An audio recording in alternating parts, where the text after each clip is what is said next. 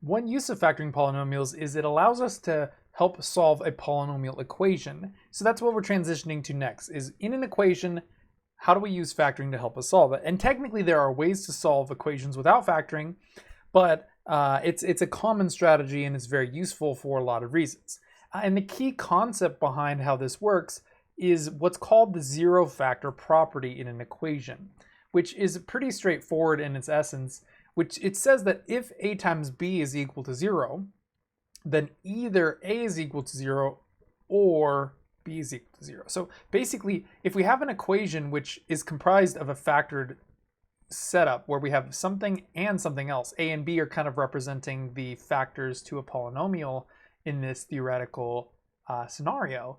And if we have two things which are factored and also equal to 0, then what that tells us is that either factor could have been 0, right? Because if a was 0, it doesn't matter what b is, it's going to be an answer, it's going to be a solution.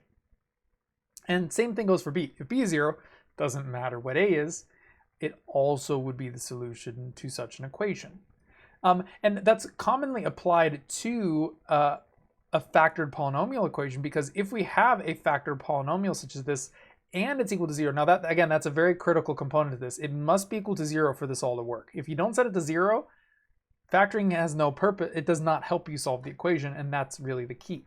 But since this polynomial is factored and set to 0, what it tells me is that I can find the two answers directly without having to do any more work. Because what I could do is set each factor equal to 0. Because, you know, basically my equation is going to split into two statements. I'm going to have, because again, I could kind of look at this as a and b.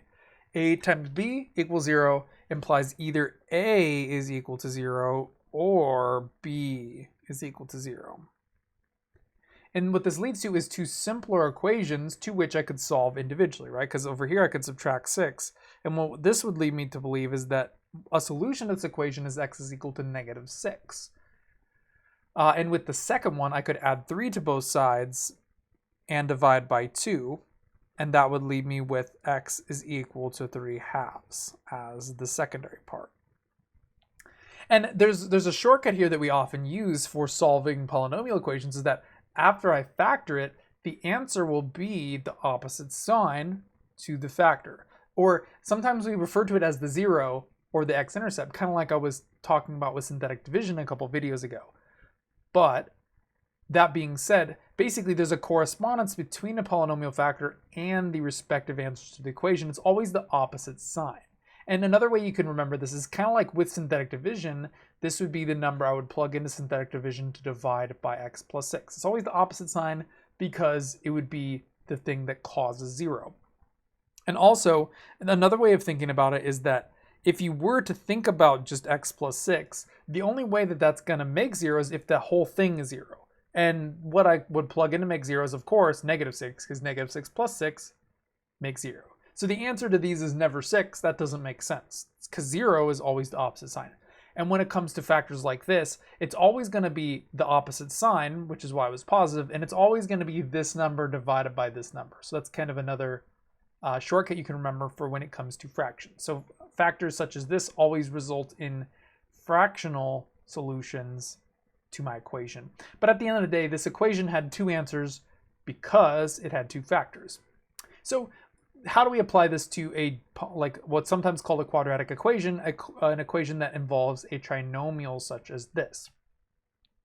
But step one is to factor, because if I can factor it, that's the key to figuring out the answers. Because typically there's actually two answers that will work to such equations, which is why these are a little bit different than the equations we were working on earlier in the semester. And that's due to having x squared and x. But basically what I could do is I could set up a magic x to factor this. Well, I got 12 and -7. The only way to add to make a negative and multiply to a positive is if they're both negative, and 4 times 3 makes 12 and adds up to 7. -4 times -4 plus -3 adds up to -7. So that checks out, and that would give us our factorization here. But that's my point, is if I can factor the polynomial, I know the answers to the equation x is equal to 4 and x is equal to 3. And again, it's the opposite sign because it would be whatever makes these two factors 0 because of that zero factor property. Because I'm looking at this as I have this times this, and if either one makes 0, I get two separate answers. And again, technically there's an or in there because it could be either solution or the other.